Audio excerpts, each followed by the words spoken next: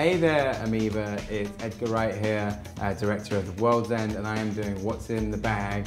What's in my bag, but it's actually what's in my basket.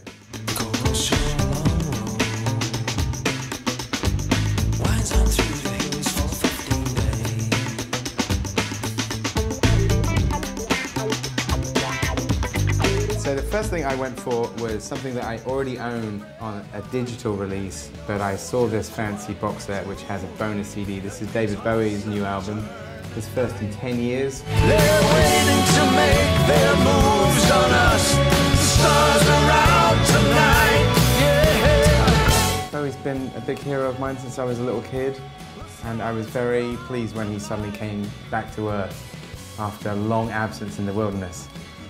Okay, next up, a load of Blu-rays. So, Pacific Rim, directed by Guillermo del Toro, who is a very good friend of mine. Now, this is one of those movies that I saw at the cinema, and whenever there's a great effects movie like this, I want to see how it's made. And this has, it says, 14 featurettes provide in-depth looks at kaijus, Jaegers, set stunt sound effects, and the mythology and making of the film.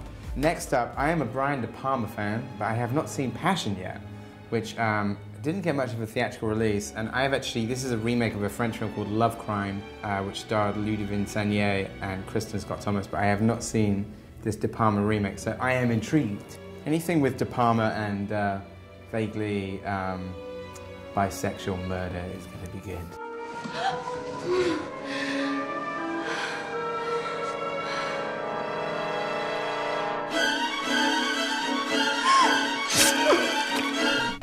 Mad Men Season 6. I have this on my DVR, but again, I like physical media, so I have all the other ones on box set, so I thought I would actually get this. I went astray from the straight road and woke to find myself alone in a dark wood.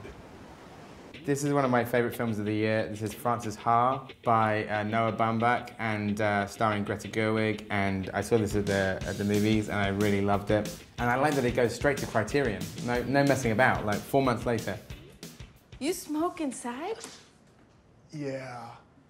Don't you? No? Want to? Yeah?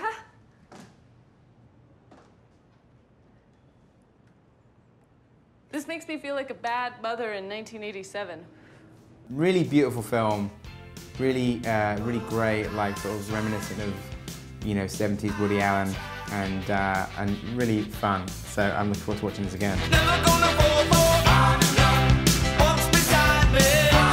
Another one of my favorite films of the year is Spring Breakers, which I thought was fantastic. I think I've always hated the spring break scene, so when I saw this movie, I was thinking, oh, I love this.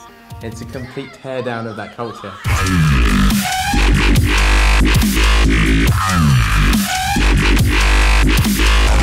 And I thought James Franco was possibly the best I had ever seen him. Look at my shit. Look at my shit. And it was a fantastic Harmony Korine film.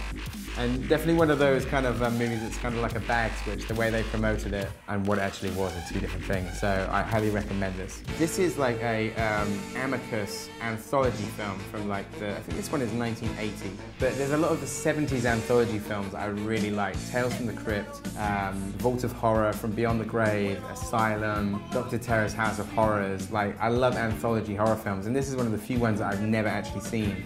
My name is Aramis. I am a vampire. I've seen bits of it on TV, and it's in a nightclub. It's called the Monster Club.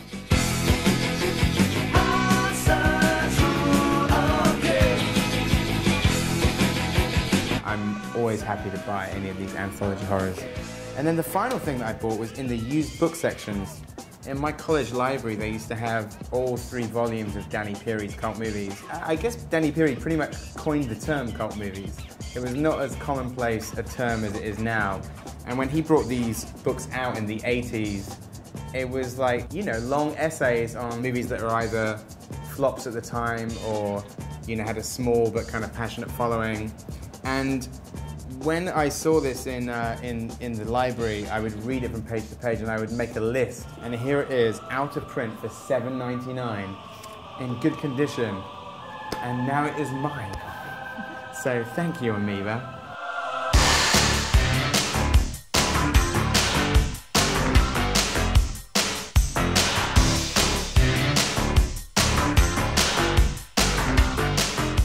Amoeba!